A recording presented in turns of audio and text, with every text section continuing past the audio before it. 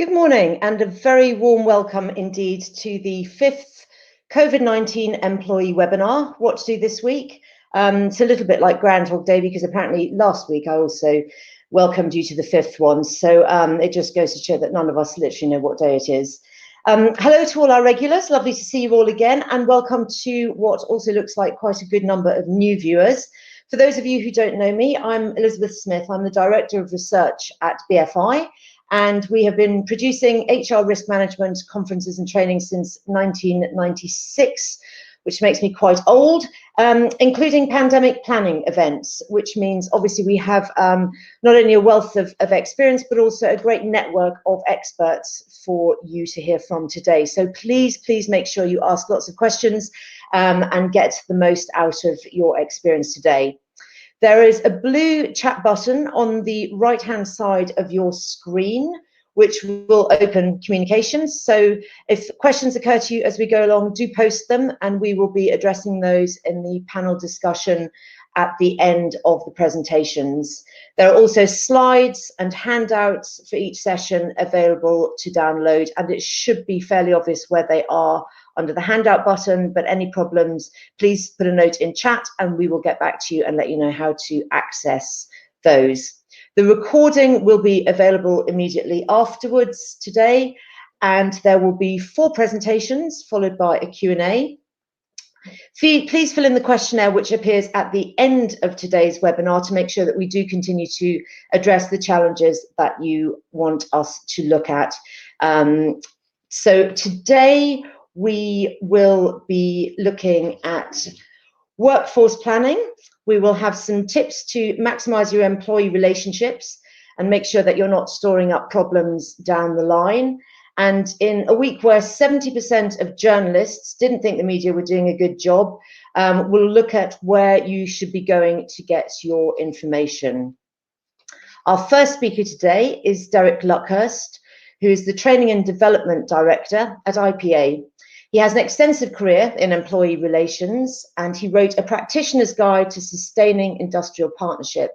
He's worked in employee relations for almost every household name, including Kellogg's, Santander, Pizza Express, Southern Water, and Eurotunnel. He's responsible for many best practice initiatives and policies and frameworks, including employee engagement, anti-bullying, and decision-making at all levels. Derek will be talking to you today about union relations during and after COVID.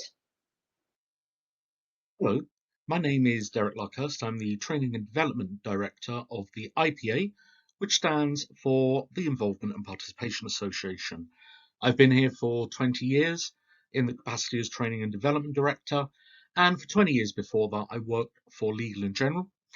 Most of that time at Legal & General, I was a trade union rep, and in the last 7 years, I was the full-time representative and brokered the partnership agreement that was signed in 1997. The IPA, we do a lot of work around employee voice. I guess really what we're all about is creating an informed employee voice. And we do that through a mixture of training, through advice, through research, and often provide guidance and advice to government TUC on key issues around information consultation, employee engagement, and partnership issues. We thought it was a good idea to put together some fairly basic guidelines for organisations trying to handle the current coronavirus crisis. The reason we did this is because a lot of the organisations that we work for have said, this is a new thing for all of us, and a lot of people are working from home. We're having to make very big decisions. How do we make those decisions? How do we communicate those decisions? And how do we keep in touch with people who might be feeling quite anxious about the current situation? And these 5 areas that I'll talk about are really what we published a couple of weeks ago and are available on our website, the details of which you'll find at the end of the presentation. The first point about not making hasty decisions, irreversible decisions, without thinking them through carefully. It's true that an awful lot of staff in the UK make an assumption that in the current sort of climate, the first thing that organisations will be talking about are redundancies. This is not true, although there will be some very difficult decisions that organisations are going to have to make. But actually, we believe that redundancy should always be a last resort. And on the next slide, I've got a series of questions that we urge organisations to consider before they make a final decision that could be irreversible, that could cause a massive level of disengagement, not only for people who lose their jobs, but for people who stay. And these questions are brought from our published 15 strategic questions that all managers should consider before making strategic decisions. And it's very important for organisations to think carefully about what our core objective is. And more importantly than anything else, which I'll come on to a little bit later, is they need to consider very carefully what options will potentially meet that business objective. Redundancy, if you're trying to save £50 million, of course redundancies will be one of the options. But as we saw at the last recession, organisations were trying to avoid this for very good reasons, in that it's expensive, it causes high levels of disengagement, and were trying to do everything they could to actually avoid them. And this is really about the risks that are involved in the short and the long term. The economy suffers. Figures around £60 billion per annum are lost through disengagement. That figure is sometimes argued as 26 billion. There are various estimates of costs that are lost through disengaging staff. The risks, the potential knock-on effects are really, really important to consider. Also, what will happen if we do nothing? Again, what we're trying to say to organisations is that if you're going to inform staff, it's about giving them the true picture. It's about telling it like it is. And sometimes that's best explained if we point out what happens if we do nothing. And how we consult and communicate with all of our staff is going to become more and more critical. Part of this, staff will present ideas. I know very few members of staff in organisations that really truly don't like their job and really don't want to help when situations become quite tough. I think one of the problems is that staff don't really have the confidence sometimes to come up with ideas. So there are various ways we can communicate. There's various ways that we can seek innovation from people at this really, really difficult time, through representative structures or direct. We have lots of good evidence over the years where innovation has really helped. I always remember one organisation where they said to the staff, look, we need to save X amount of money for more productivity. And the staff themselves came up with shift changes that met the business objective. But interestingly enough, one of the senior managers said, if I'd have told them to do that, they would have told me where to go. So it's quite interesting in terms of buy-in, in terms of the feeling of involvement, that innovation and seeking ideas is very important. On a general rule, something that we don't do enough, I think, in the UK is actually tap into the people who like their jobs. And when I say give them an equal voice, I guess from my own experience as a representative and my experience in training representatives, is that they really only represent that 15 or 20% of people who've got a real issue or are disengaged or dissatisfied. It's almost as if the role of a representative is not there for the people who are fine, it's there for the people who are not. And this is where we get an awful lot of disengagement in organisations. For example, people in organisations will do a staff survey and think, well, we've got 20% of people disengaged here. Let's find out why they're disengaged. Actually, what we need to do is find out why the 80% are currently engaged.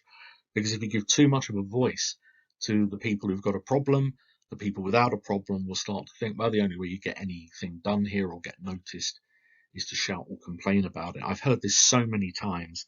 And again, this is another area where if you have a representative structure, you really should expect them to represent and engage with all staff in the same way you would expect a line manager to do so. final slide is about leaders. And everyone's got an opinion about what makes a good leader, what makes a bad leader. Really, a leader at this current time has got huge responsibilities to give information with clarity and with honesty. And the reason why senior managers are sometimes not as honest as they could be is because they don't like to give bad news, they don't like to create any sense of unease, and that's completely understandable. But staff know that we're in an almost unique situation, and they are willing to accept sacrifices. People will accept, in the short or the longer term, different ways of working to make sure that at the end of this crisis that people have still got jobs. That's the key. The more people have got jobs, the quicker we can get everything in the economy working back to the way it was. And I think leaders need to set that example, that they will accept the same sort of sacrifices as the staff that they're asking to do the same too. The other thing for leaders, I think, in this current climate, it's almost like going back to this stoicism. I think it's really, really important that leaders come across as human beings with human issues. So it's not about overreacting. It's not about over empathy. It's simply about being honest that making decisions in this current climate is creating dilemmas for them. They're making decisions they'd give anything not to make. But at the end of it, if they have to make a decision they know is going to cause problems for people, at least give them a very clear message of what we're doing, why we're doing it, and what else was thought of. The least staff expect in this current climate is that anything that affects them is carefully thought through, is not a knee-jerk decision, and a proper examination of options and risks are done before that decision is made. That will maintain levels of employee engagement in ways that so many senior managers at this moment simply don't realise. Thank you very much.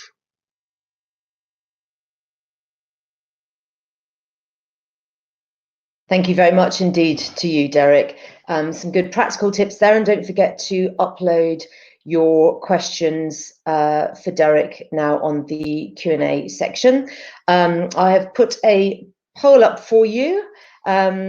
Next up, we have Peter Wright, who is a partner with the Leadership Forum.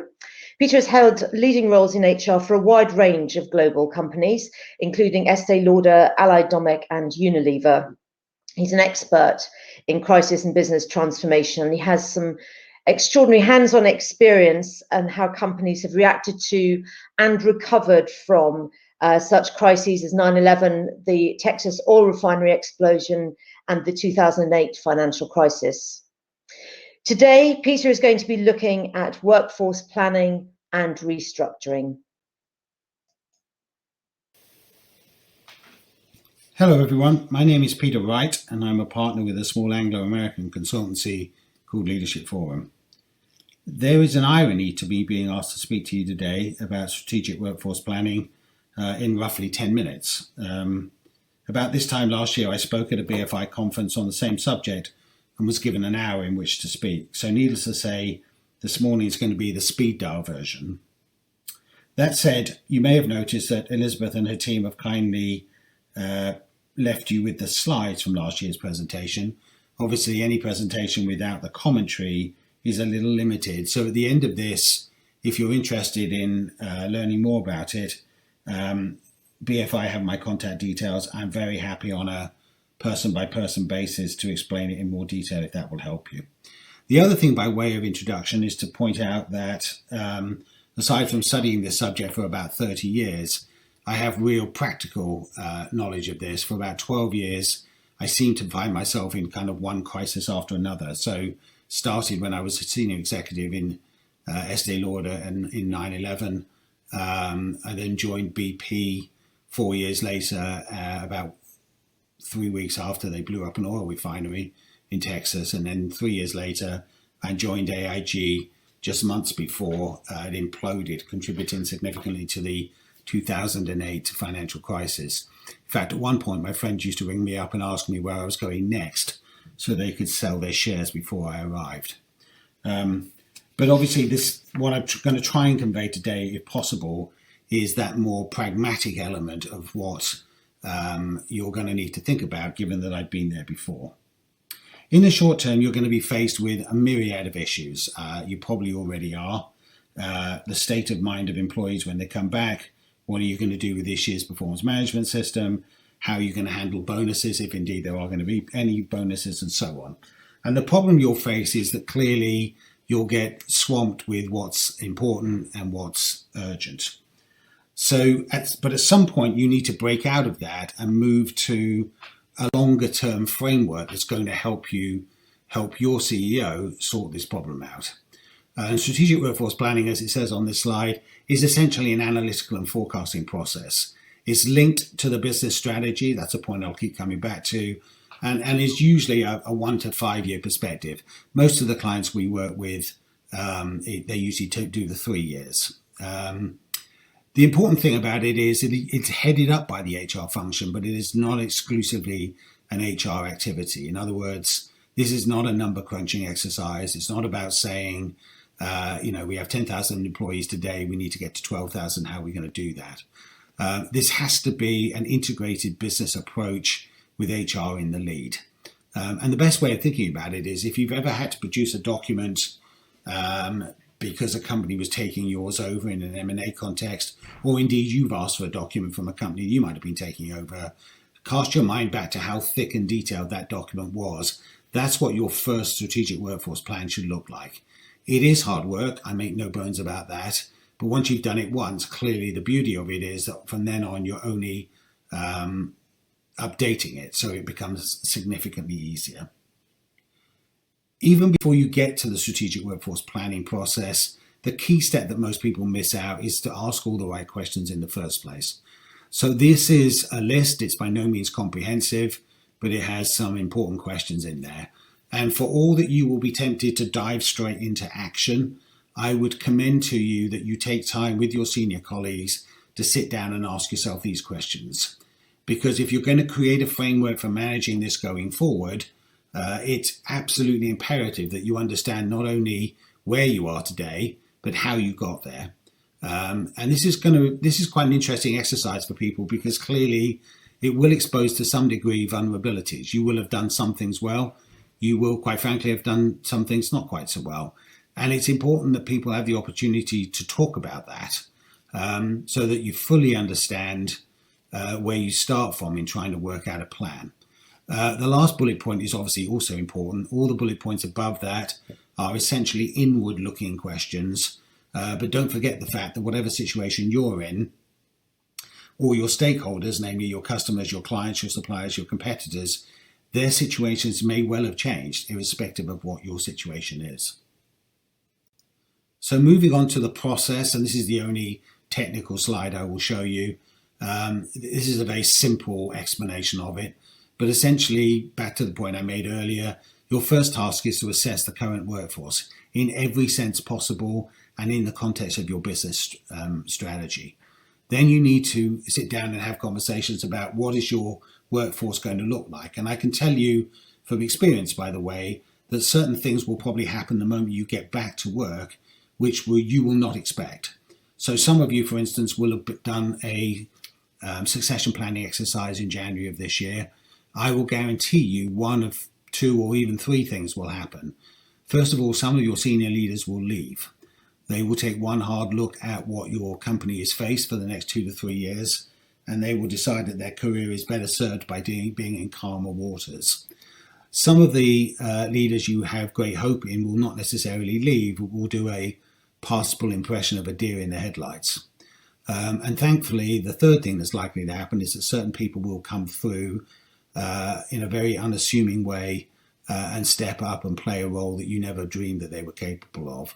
So even as you think about this workforce and who's going to help you do it, be aware of the fact that you're going to likely to face a very fluent situation the moment you get back.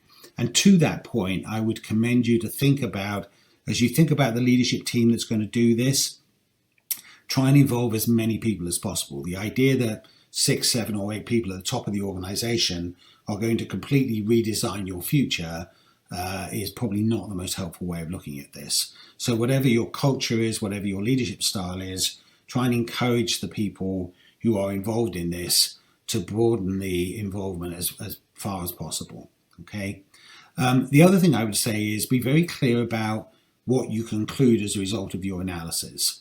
So for instance, some of you, let's say in the retail business, certainly supermarkets, the pharmaceutical business, will probably find that certain things have changed when you go back, but it will be what I would call a mild correction. In other words, you will need to look at this, obviously, but there's no major change to what you've been doing. You've continued to operate throughout this process.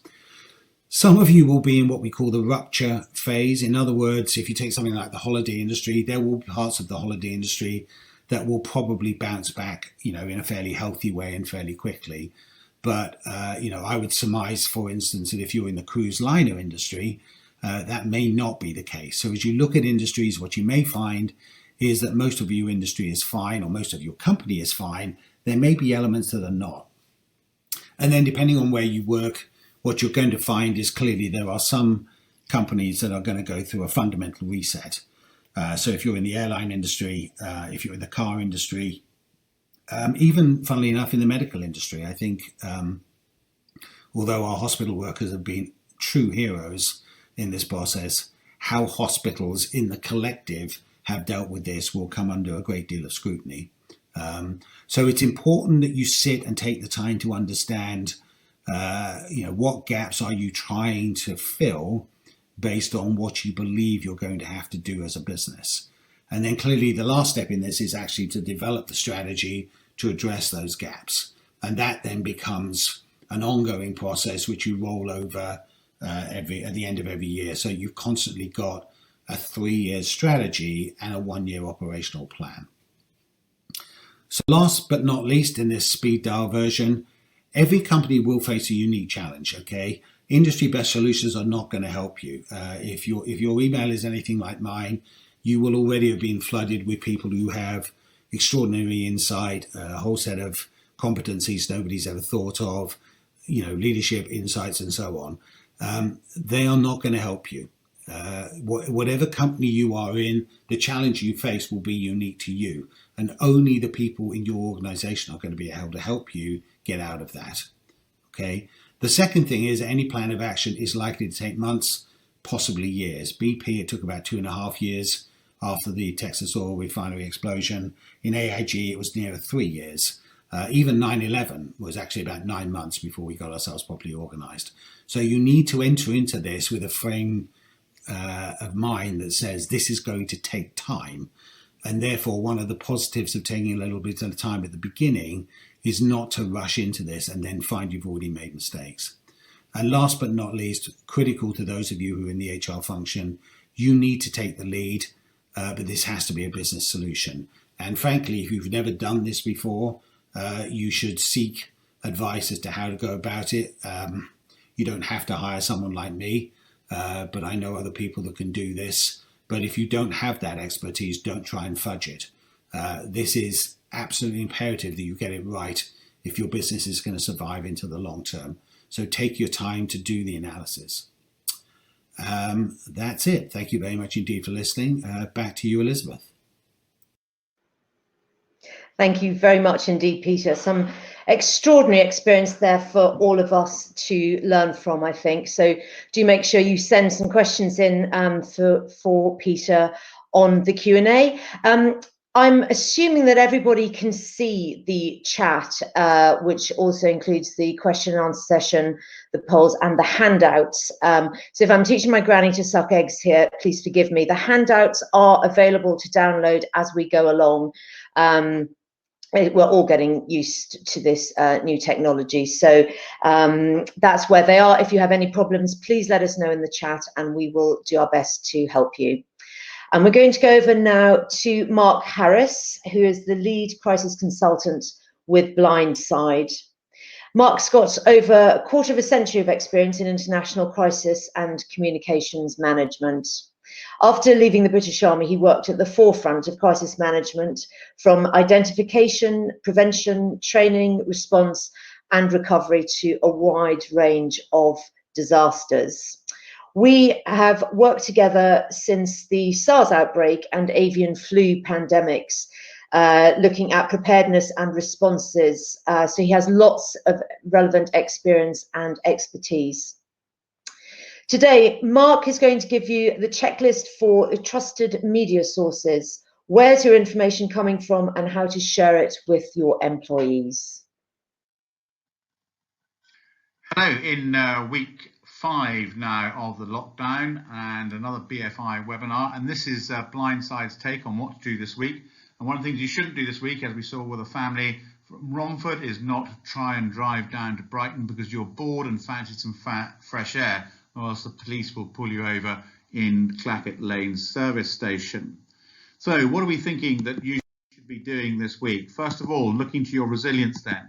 So monitoring the situation, making sure your crisis management is still on top of things, business continuity is supporting your operations, but also importantly, and I discussed 2 weeks ago, transitioning and looking to the future, and obviously making sure your communications are up to speed with all those people you should be talking to. So thinking about transitioning and looking to the future then, the UK government's 5 criteria are now out. So making sure the NHS can cope, evidence of sustained and consistent fall in daily death rates, reliable data showing infection rates is decreasing to manageable levels, confidence that the range of operational challenges are in hand, i.e. the testing and PPE, and then being confident that any adjustments will not risk a second peak.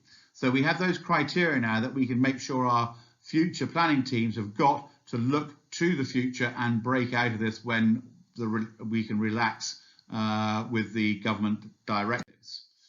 So at the moment, we've been talking about how we're responding, how we're stabilising, and so we've had our crisis management team for that, and the various working groups, operations supported by business continuity, HR, Covid-19 supplying information on what the disease is up to, the virus is up to, and of course our communications team. And they're all talking to each other, but talking through the heads at the various crisis management team.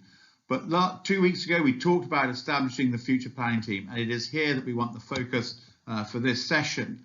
So they are getting information from the operations team to inform their scenarios, from HR about what the staff are up to, Covid-19 team or person about what the disease is doing, and also then out to comms so that they can tell stakeholders what we're up to looking to the future. And they are obviously liaising and briefing the crisis management team, and crisis management team is giving them directive. So the future planning, the journey then to the improved normal. So we had business activity and we were looking at that as being business as usual, business normal. And then the issue of Covid-19 happened. And here you see the heartbeat quicken up and spike up with a lot of frenetic activity. We then stabilized the situation. We're now looking towards recovery. Our heartbeat is recovering and we are remembering the lessons learned and capturing those, and so that we are stronger and better, and then we can look at the new improved normal. So not only have we survived, but we have survived and then thrived as we break out. So planning for the future, looking to the breakout and remembering to capture the lessons. We also need to work through scenarios. What is working at the moment, what isn't? Developing triggers then based on Dominic Raab's pronouncement then on the 5 government criteria. And then the staff considerations, are they fit and healthy? People will be anxious coming out of lockdown about what is out there and what is happening. So we need to reassure them that we're looking after things. There may well be employees who are caring for others. There could be a bereavement, sadly, in the family, and we need to take that in consideration. But also looking at what experts are talking, relaxation of the lockdown may happen on a regional basis and also pertinent to age groups. So we need to think through there how our workforce is through the country and also what the age groups are so that we are ready to go when lockdown starts to ease. And of course, reoccupation of premises. If you're multi-tenanted, make sure you're doing the right thing by everybody, and also the landlord is looking after things too. Communications. We need to make sure that we are getting around the hype and the hyperbole, and an example of that is the Sunday Times Insight team when they printed an article this Sunday about inadequacies in the government's response. But the government's response to that article was on the UK government's health media blog post, which was extremely full in refuting a number of those allegations. But people won't look at that. They'll take the Sunday Times article first. So we need to make sure we've got balanced communications to give confidence that our employees are getting the right information, that we're discharging our duty of care in line with the government guidance and health bodies' directives, and also that we're dealing with rumours as soon as possible, so that when we hear something that is incorrect, we then correct it and make sure people don't spread it. And guidance for the team then, COVID-19, get World Health Organization and your respective health organizations to give you the information on that. Make sure you are looking to government legislation and directives and international measures, and you then look to the news for the statement of fact, not the hyperbole. And advise staff about fake news and social media issues. And then ensuring you've got two-way traffic. You are listening to staff and other stakeholders and then communicating back your responses. So, drawing to a close then, having the water cooler chat, making sure you keep people morale up when you talk to them. Continue to monitor the situation and remain agile. Again, remember the people you depend on, staff and families, business partners, clients and other stakeholders.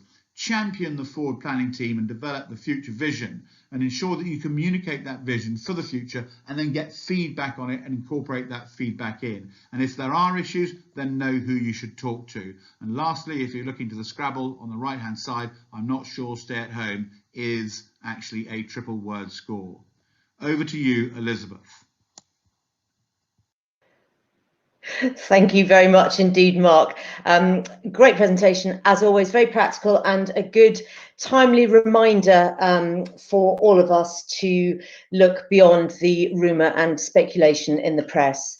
A couple of polls are up there again for you, and I am delighted to introduce our final presenter for today before we move to the Q&A session. Tom Hadley is the Director of Policy and Professional Services at the Recruitment and Employment Confederation. There, his role focuses on lobbying key government and EU officials on employment and labour market issues. Tom previously held roles with the CBI and the European Commission, and he also collects fine wines, which I think makes him especially valuable in a crisis like this. Tom's going to look today at the latest report on jobs data, as well as a bespoke survey of the GRC network. Thank you. Good morning, I'm Tom Hadley, Director of Campaigns and Policy at the REC. A big part of my job is government relations, and there's certainly been a fair bit of that over the last few weeks. A bit of background on the REC. So we're essentially the professional body for the recruitment sector with 3,500 corporate members. Perhaps one of the big messages from us, if you are using an external provider, make sure you're using one that's accredited to a recognised trade body like us and that signs up to codes of practice. That's an important message, as is the fact that as an industry we place 1 million people into permanent jobs every year and 1 million plus people out on temporary and contract assignments on any given day. So that's a little bit about us. In terms of what I'm going to talk about in the next few minutes, just a little bit of scene setting in terms of what we're seeing happening in the jobs market, what action employers are taking, what government's doing, and then really I'd like to spend most of the time actually looking ahead if we can in terms of some of the next steps and some of the intel that we're picking up from employers. And I should say, even though our main audience is recruitment businesses, we have over 500 leading employers signed up to our Good Recruitment Collective. So that's aimed at employers, not at agencies, which gives us a great source of intel in terms of where hiring intentions are going and workforce management issues as well. So we'll come on to all of that as we go. The first part was just taking stock. So we do quite a bit of research and data at the REC. 2 reports come out every single month. The one I focus on this morning is our report on jobs, which we do in conjunction with KPMG.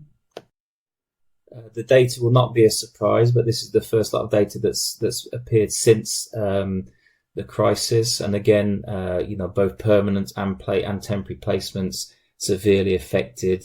Which is no surprise. I should say our data is one of the fastest insights that you'll get into what's happening in the jobs market.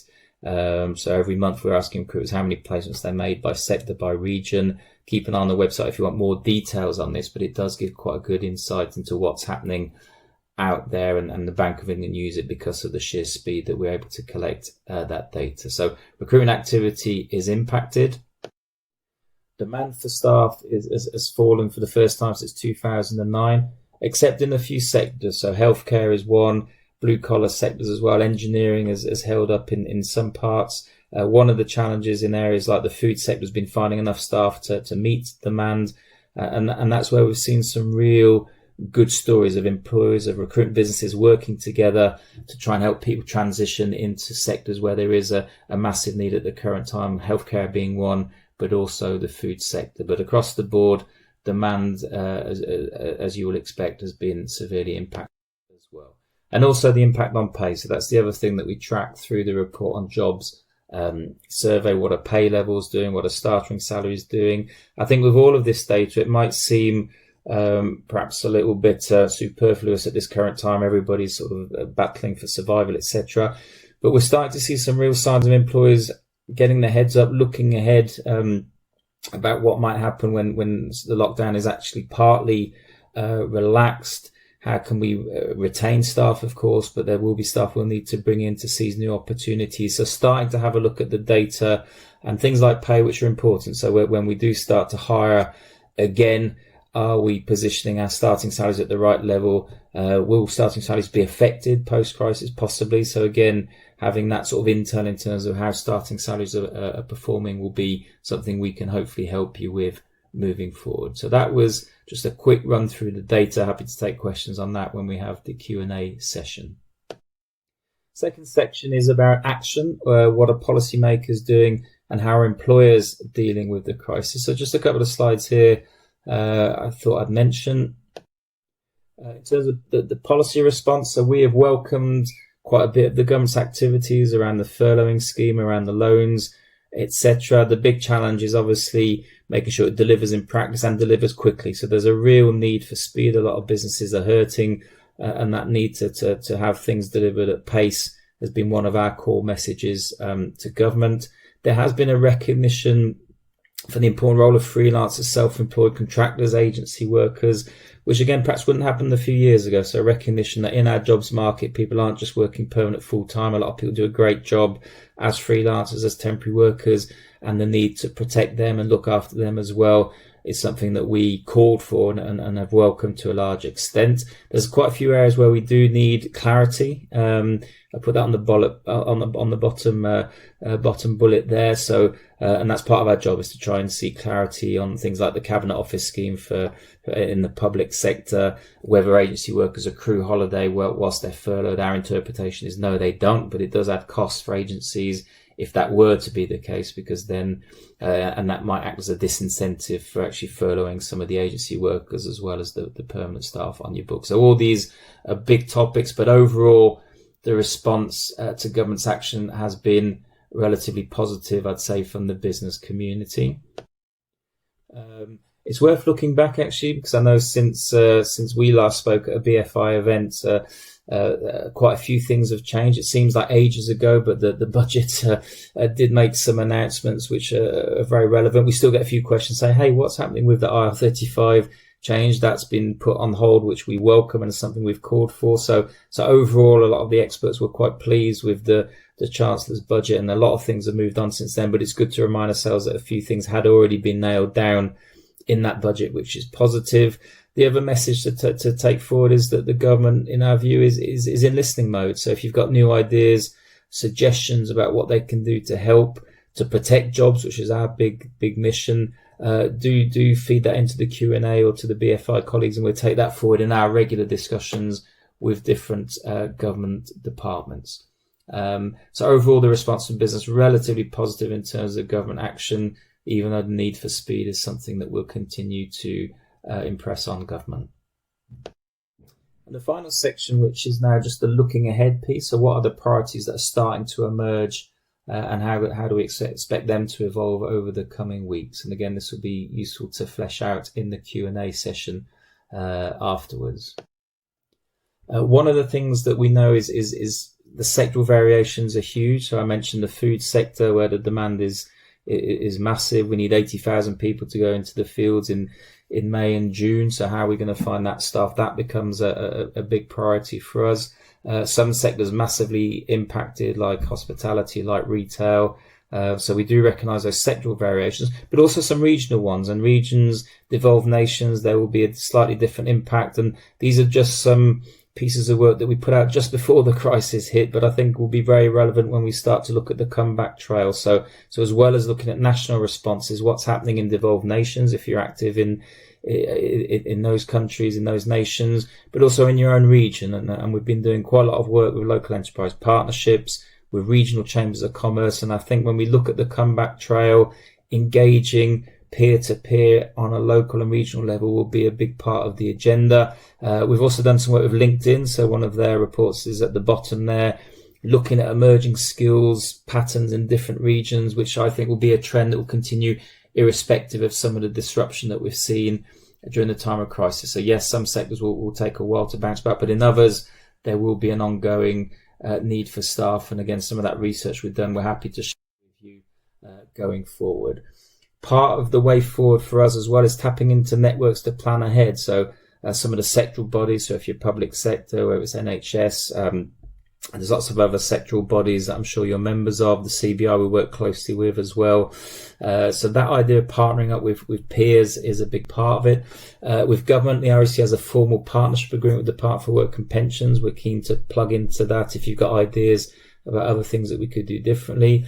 A very, very positive dialogue with the TUC, with trade unions. So perhaps we wouldn't have thought that would be quite the case, but actually really, really constructive discussions there. So building those sort of networks we think will be part of what we need to do. The icon on the bottom left there, the Good Recruitment Collective, is our initiative which brings together leading employers, and we're keen to use that almost as a peer-to-peer network that anybody can join. So if you are interested in being part of that collective, drop me an email and we'll sign you up. And that will, I think, be one of our most important contributions, is a network where we can exchange views on what hiring is happening, how hiring procedures might need to evolve post-crisis, and just learning from each other is a big part. These are some of the employers that have signed up already to the Good Recruitment Collective. We're over the 500 mark now. And again, if you're interested in tapping into that network, do let me know. So slide from me, which is perhaps the most important one, which is what feedback are we getting from those 500 plus employers, as well as from our members who are recruiting businesses. So this is just an overview, but I'm interested to see how that chimes with you guys. So employers are starting to look ahead, so lifting the heads. So hiring activities will vary hugely across the sectors, but we're starting to see more employers say, okay, when we come out of this, how are we going to hit the ground running? And that's about retaining staff, still attracting key staff and skills, and that all forms part of the comeback trail. So that's a definite theme that we've picked up on over the last few weeks. Flexible staffing will play an important role. So a lot of employers are saying, well, things might come back, but it might not be full pelt at the start. We might need to flex up and down. So flexible staffing arrangements will be an important part of that. If you are bringing in temporary staff or contractors, freelancers, that whole focus on safety and guidance in terms of what a post-crisis workplace looks like, and safe distancing. There's quite a lot happening in terms of sector-specific guidance, but that will be a big priority for employers, is making sure that recruitment is done safely and that all workers are looked after. Will we see a post-crisis reevaluation, i.e. different working patterns? Yes, possibly. So even more flexible working, and that could be a legacy. Certainly some big messages for leadership, and we've seen some really great examples of forward-thinking leadership, people-focused leadership over the crisis. will people reevaluate their own jobs, and will we see more of a need for sense of purpose, which is something that was there pre-crisis? Will that accelerate? So these are all hot topics that I think we can talk about in the Q&A. And final point for me is brand and reputation were absolutely top priorities for the employees who signed up to the Good Recruitment Collective pre-crisis, and I think that will continue. And in fact, the whole crisis has been a real test of that, hasn't it? So the brand, the reputation of us as a business, how we respond at a time of crisis is the real acid test. And one key word that came out of all our work over the last 18 months on this is this authenticity. And I think that's where the test has been. And a lot of employers we've spoken to have really done some great stuff. And part of what we try and do is showcase that, great examples of employers going the extra mile, looking after their staff, redeploying staff, helping, doing some pro bono work, etc. So again, I think that will all fit into the mix around brand, around reputation, which again are key when it comes to not only retaining staff, but bringing great staff into your organization. So happy to share some insight on that when we have the Q&A. So thanks a lot for listening. That's my Twitter handle and my email. There's quite a lot there. We do a lot of research and data at the REC, which we're happy to share going forward. Looking forward to exploring some of these themes in more detail during the Q&A. Thanks a lot for listening.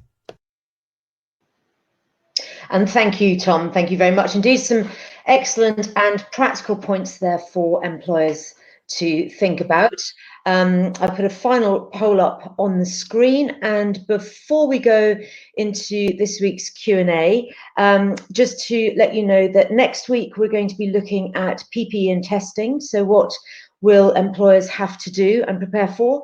Looking a bit more depth about managing your remote workplace relationships. So looking at the pressure employers are under and how to avoid long-term issues being caused by that, and remuneration planning post-COVID. We're also going to have an interactive knowledge sharing session. We would like you, the audience, to be involved next week. So out of your pajamas, please. Make sure all the family has been to the loo beforehand, and bear in mind the poor old Welsh minister this week. The questionnaire will follow as we mentioned earlier, and now we're going to go over to the Q&A. There's one for Tom. The furlough scheme is now running until the end of June. The concern is what happens then. Are you aware if this is likely to be extended, and are the REC asking the government this question?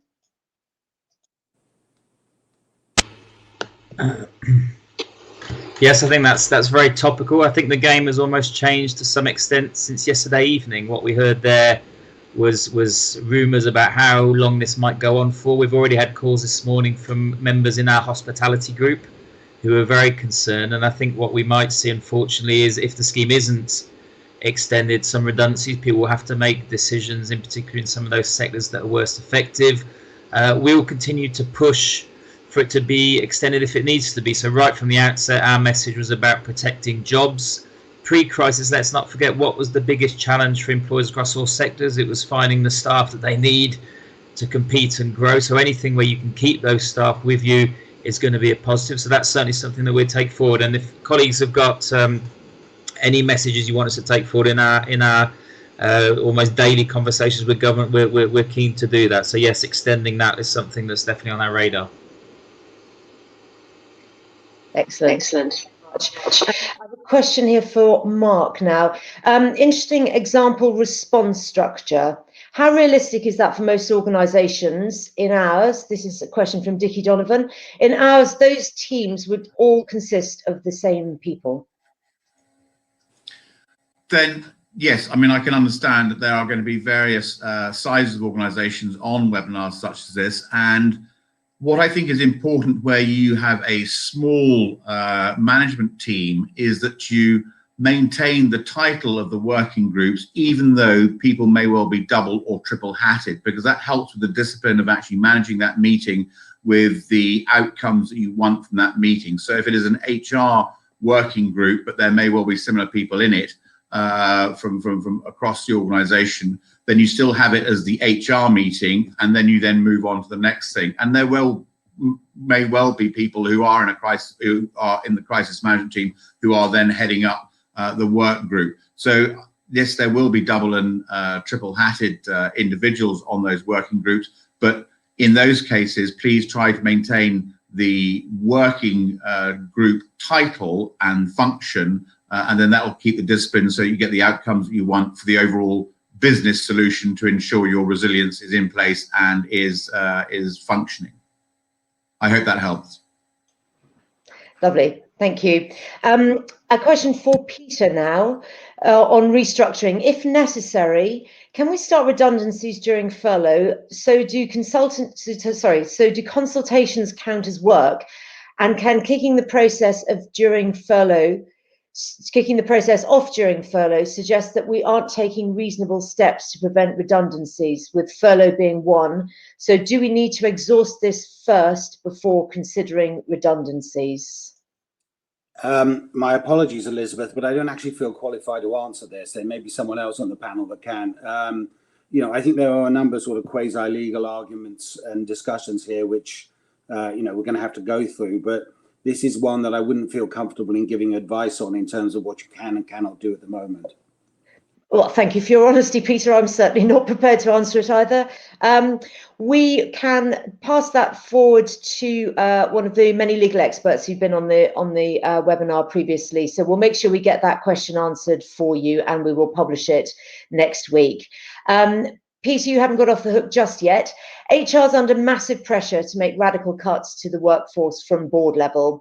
Is it realistic for HR to be driving this on its own, or is it vital for participation from department heads across the board? So let me handle this in two different ways. The first is there's no doubt that in the last decade, the cost of people has gone up both in absolute terms and, more importantly, in terms of it being a percentage of total cost.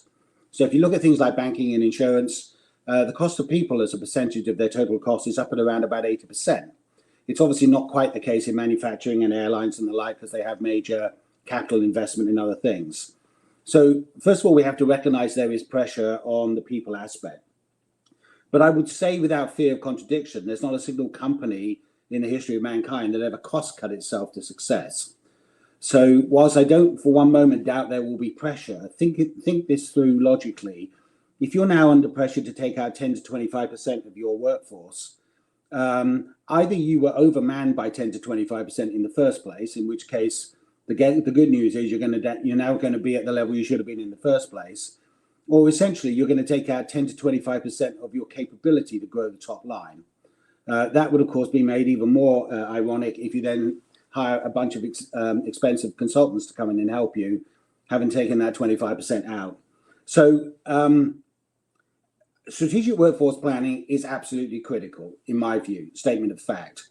Cost cutting is something you're going to have to address with your CEOs. I will tell you, of the three companies I was in, the examples I used, the one thing we decided pretty much straight up front was there would be no cost cutting. That if, at the end of the day, you have to grow your top line. Now, it may be a little while before some industries or companies get back to profitability. But cost cutting, even as an action, if you like, is not particularly scientific. We're not very good at it, and we don't really understand the effect of what we're doing in many cases. So if someone wants to take this offline and discuss it in more detail, happy to do that in terms of sharing my experiences. But the general rule of thumb is, I think unless you are under extreme pressure, like, you are literally going to go out of business, if you don't do it, then I would do everything possible to resist it, because you're going to need every person possible to help you grow the top line in the medium to long term. Great. Thank you very much indeed. And Annetta, an employment lawyer who's watching, thank you so much, Olivia, has chipped in. You can start consultation during furlough. Tom, how do we get HR folk to plan ahead for the post-pandemic future, as this does present an opportunity to change practices and what priorities and what question? Yeah, that's a good question. I think we've been very mindful about when you start talking about different things. So again, there was quite a lot of blogs a few weeks ago. What does the comeback trail look like? And our members were literally fighting for their lives. So in that respect, I think it was too early. But I think now, as I said, I think in the last week or so we've seen a slightly different approach, even though last night's announcement perhaps put things back a little bit in some sectors. So you can certainly, one is just make sure you're looking after your staff. I think we heard that from other presenters. So those that are furloughed, those that are working, we need to make sure that they're in a good place. So you're focusing on that retention side of things. But some employers are looking out, and that will be the challenge, I think, when things do start to come back. Have we got the right people in place? And recruitment activity is still happening. So even though it's been massively impacted in some sectors, people are saying, actually, this is perhaps a good time to look out for people who can drive our business forward. And let's not forget where we were pre-crisis. The biggest challenge for most business leaders was finding the right staff and talent to take yourself forward. And perhaps just one segue back to the last question, which I think is interesting, is yes, people will be under pressure. Do we need to make cuts? Do we need to cut staff?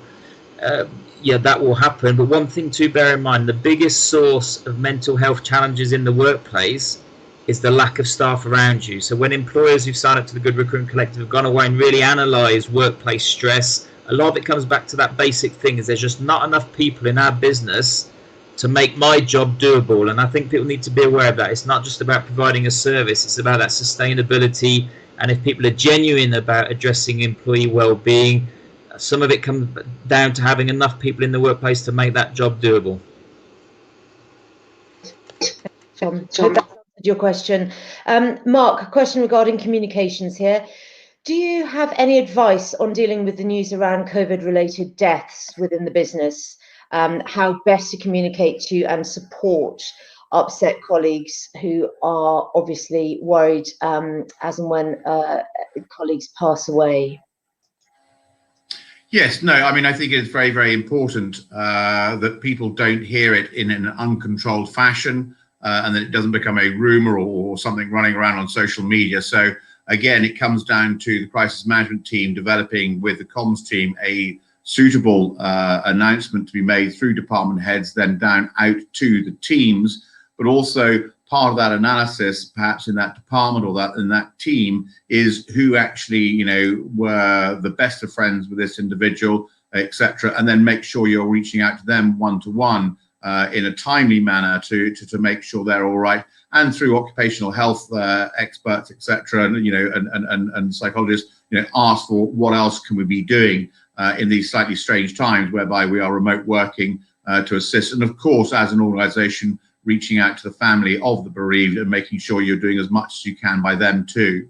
So I hope that helps with that. Thank you, Mark. An addendum from Olivia regarding the furlough question. Whether you need to exhaust furlough before considering redundancies, not necessarily, providing you can evidence that there is going to be a long-term knock-on effect on work levels. However, where there may be no long-term impact, then yes, not exploring furlough first may give rise to an unfair dismissal argument. I trust that's answered the question. If not, do let us know, and we will come back to that during the week. That is it for today. We have a short questionnaire which will follow as soon as the webinar has ended. And if you fill that in, me having been locked in with teenagers now for what feels like a lifetime, realise that actually there's nothing wrong with bribery. I will say to you that somebody who fills this in will be given a free training course. So you have the opportunity to win that. How lovely. We will be back, as I say, next week. And thank you with all my heart to all of the presenters who've come along today. These people have extraordinary expertise and are giving their time and expertise to us for free. So we are very, very grateful indeed. I look forward to seeing you all next week, and I hope you have a very peaceful 7 days. Thank you.